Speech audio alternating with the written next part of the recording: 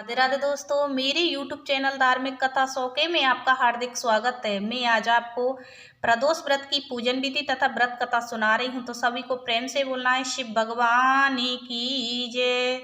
भगवान शिव की उपासना करने के लिए प्रदोष व्रत रखा जाता है। हर माह की त्रयोदशी को ये उपवास किया जाता है। माना जाता है कि इस दिन भगवान शिव की उपासना करने से सभी प्रकार के पापों से मुक्ति मिल जाती है। प्रदोष व्रत से आयु वृद्धि तथा अच्छा स्वास्थ्य प्राप्त होता है। पूजन विधि है। प्रदोष व्रत के दिन सुबह जल्दी उठ जाएं, नित्य कर्मों से निपुत होकर भगवान श्री भोलेनाथ का स्मरण करें और व्रत करने का संकल्प लें। इस व्रत में आहार नहीं लिया जाता है।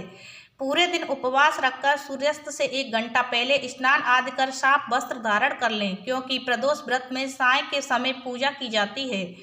पूजन स्थल को गंगा जल या स्वच्छ जल से शुद्ध कर लें। गाय के गोबर से लीप कर मंडप तैयार किया जाता है। इस दिन मंडप में रंगोली बना लें।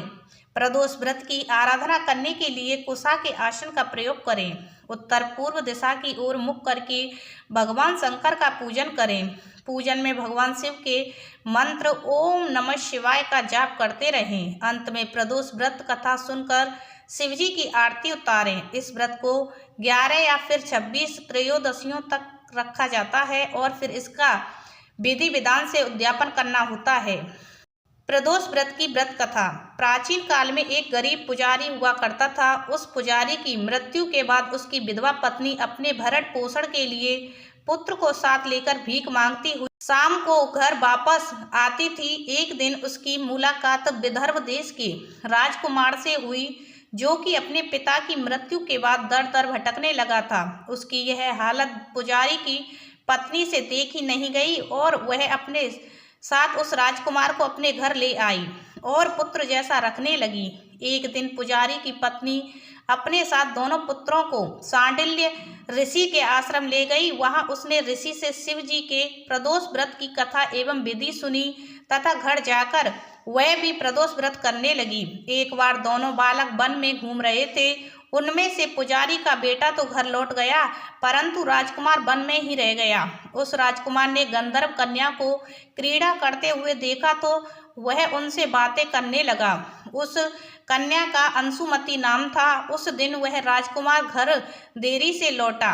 राजकुमार दूसरे दिन वह उसी जगह पहुंचा जहां अंशुमती अपने माता पिता से बात कर रही थी। तभी अंशुमती के माता पिता ने उस राजकुमार को पहचान लिया तथा उससे कहा कि आप तो विदर्भ नगर के राजकुमार हैं, आपका नाम क्या धर्मगुप्त है? वह बोला, जी हाँ, मेरा नाम धर्मगुप्त है। अंशुमती के माता पिता को वह राजकुमार पसंद आया और उन्होंने कहा कि शिवजी की कृपा से हम अपनी पुत्री का विवाह आपसे करना चाहते हैं। क्या आप इस विवाह के लिए तैयार हैं? राजकुमार ने अपनी स्वीकृति दे दी तो उन दोनों का विवाह संपन्न हुआ। बाद में राजकुमार ने गंधर्व की विशाल सेना के साथ विदर्भ पर हमला किया और घमासान युद्ध कर विजय प्राप्त की तथा पत्नी के साथ राज्य करने लगा। वहां उस महल में वह पुजारी की पत्नी और पुत्र को आदर के साथ ले आया तथा साथ रहने लगा।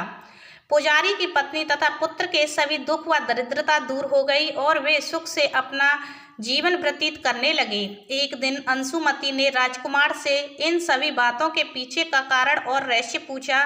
तब राजकुमार ने अंशुमती को अपने जीवन की पूरी बात बताई और साथ ही प्रदोष व्रत का महत्व और व्रत से प्राप्त फल से भी अवगत कराया। उसी दिन से प्रदोष व्रत की प्रतिष्ठा व महत्व बढ़ गया तथा मान्यता अनुसार लोग यह व्रत करने लगे। कई जगहों पर अपनी श्रद्धा के अनुसार स्त्री पुरुष दोनों ही यह व्रत करते हैं। इस व्रत को करने से मनुष्य के सभी कष्ट और पाप नष्ट होते हैं एवं मनुष्य को अभिष्ट की प्राप्ति होती है तथा मनोवांछित फलों की प्राप्ति होती है।